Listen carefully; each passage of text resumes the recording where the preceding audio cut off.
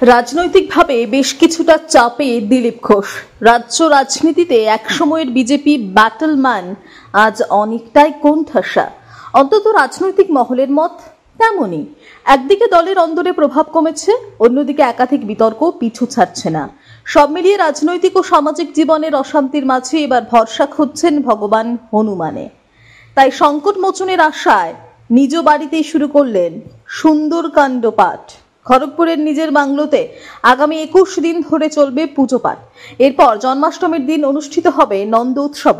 সম্প্রতি মেদিনীপুরের পুরনো কর্মীদের সঙ্গে নিয়ে শিব মন্দিরে পুজো দিয়েছেন দিলীপ ঘোষ।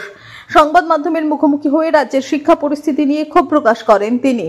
রাজনৈতিক পর্যবেক্ষকদের মতে এক প্রকার আত্মিক প্রশান্তির পথ বেছে নেওয়া। মেদিনীপুরের মাটিতে এক সময়কার যিনি ছিলেন বিজেপির মুখ, আজ সেখান থেকেই সংগঠন অনেকটা দূরে সরে গিয়েছে। সেই বন্ধন জোড়া লাগাতেই কি ধর্মীয় উদ্যোগ, প্রশ্ন জনমানসে। लोगों को बदनाम करने के लिए ऐसा बार बार किया जाता है। मेरा नाम जुड़ा जा रहा है उसमें, इसलिए मैंने भी पुलिस के ऊपर साइबर कंप्लेन किया है पुलिस के पास, और कानूनी कार्रवाई होनी है और उसका लड़ाई लड़ेंगे हम लोग। इस पर ह्यूमनिज्म करना राजनीति में, राजनीति का स्तर का नीचे उतरना, जो भी इसके पीछे है पुलिस उसको उजागर करे और कानून के सामने लाए। দাদা 21 জুলাই পরীক্ষা বাতিল হয়েছিল, এবার তৃণমূল ছাত্র পরিষদের অনুষ্ঠানের জন্য পরীক্ষা বাতিল। পশ্চিমবঙ্গে পরীক্ষায় উঠে যাবে, আস্তে আস্তে স্কুলে উঠে যাবে, চিন্তা নেই। পশ্চিম মেদিনীপুর থেকে নিজস্ব প্রতিনিধির রিপোর্ট, টিভি নিউজ 10।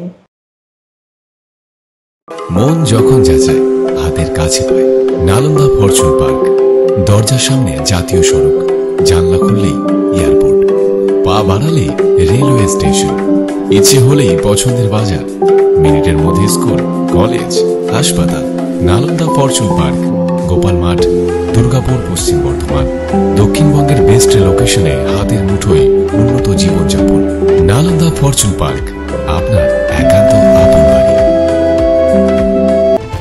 আপনারা দেখছেন টিভি নিউজ 10।